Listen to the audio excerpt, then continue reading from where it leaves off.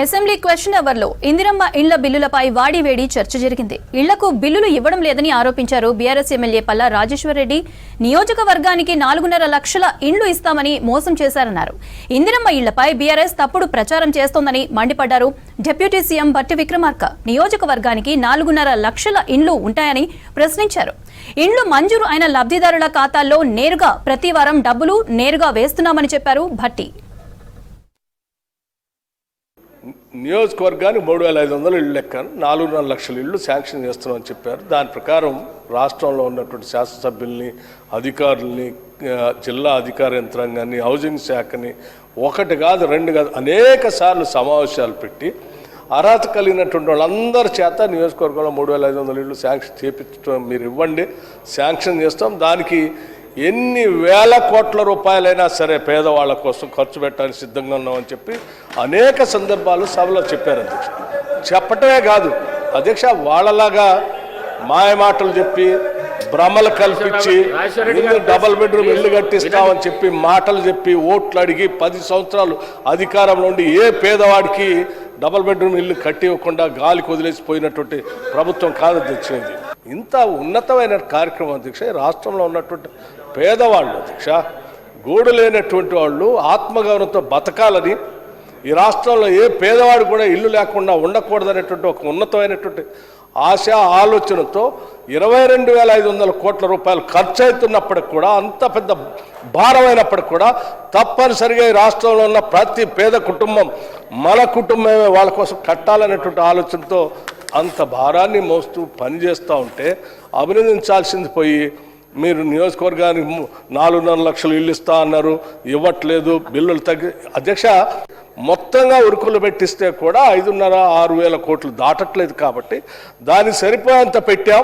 పెట్టటమే కాదు మళ్ళీ రివ్యూ చేసుకుంటూ వారానికి ఒకసారి బిల్లులు ఇచ్చుకుంటూ ఇంకా పెరిగితే కూడా ఇంకొక దగ్గర నుంచి ఎక్కడి నుంచి అయినా అడ్జస్ట్ చేసి ఆ బిల్లులు ఇవ్వడానికి సిద్ధంగా ఉన్నామని చెప్పి నిన్న బడ్జెట్ సమావేశంలో రిప్లై చెప్పేటప్పుడు చాలా స్పష్టంగా ఈ గౌరవ సభలో ఉన్నటువంటి సభ్యులందరికీ దురదృష్టవశాత్తు అధ్యక్ష మీరు వినటానికి సిద్ధంగా లేరు, సభ వదిలిపెట్టి పారిపోయారు. బడ్జెట్ కాగితాలు చింపుతారు, చెవిలో పూల్లా పెట్టుకుంటారు. పేదల కోసం ఏ సంక్షేమం ఉన్నా కానీ వినటానికి సిద్ధంగా లేరు. మీరు నిన్న ఇక్కడ ఉండి అది విని ఉండుంటే, మేము చాలా స్పష్టంగా చెప్పాం. నిన్న స్పష్టంగా చెప్తాం కాదు, సభలో ఉన్న గౌరవ సభ్యులందరికీ చెప్పాం, పిలుపిచ్చాం. ఇచ్చి మీ అందరూ మీ నియోజకవర్గాల్లో దగ్గరుండి సాధ్యమైనంత మేరకు శాంక్షన్ చేసిన ఇళ్ళన్నీ కట్టించే ఏర్పాటు చూడండి. త్వరితగతిన వారం బిల్లులు పెట్టించే బాధ్యత కూడా మీరు తీసుకోండి. ఆ వచ్చే బిల్లులు క్లియర్ చేయడానికి ప్రభుత్వం సిద్ధంగా ఉందని అంత స్పష్టంగా చెప్తే, ఆనాడు ఉమ్మడి రాష్ట్రంలో కాంగ్రెస్ ప్రభుత్వం ముఖ్యమంత్రిగా డాక్టర్ వైఎస్ రాజశేఖర రెడ్డి గారు మొదలుపెట్టినటువంటి సమయంలో ఇందిరమ్మ ఇళ్ళు అనేది అప్పటి వరకు రాష్ట్రంలో లక్షలాది గుడిసెలు ఉండే అధ్యక్ష. గుడిసె అనేదే లేకుండా చేయాలనేటువంటి ఉన్నతమైనటువంటి ఆశయంతో మొదలుపెట్టిన స్కీము. ఆ స్కీమ్ తర్వాత మళ్ళీ మీరు 10 సంవత్సరాలు మీరు అధికారంలోకి వస్తారు. పాపం వాళ్ళ జీవితాలను బాగుపడుతున్న టైంలో ఆ టైంకి వచ్చి కూర్చుంటారు. మధ్యలో 10 సంవత్సరాలు వచ్చి కూర్చొని ఆ ఇందిరమ్మ ఇల్లు లేకుండా చేస్తే మీరు చెప్పినటువంటి డబుల్ బెడ్రూమ్ ఇల్లు ఇవ్వకుండా పోతుంది.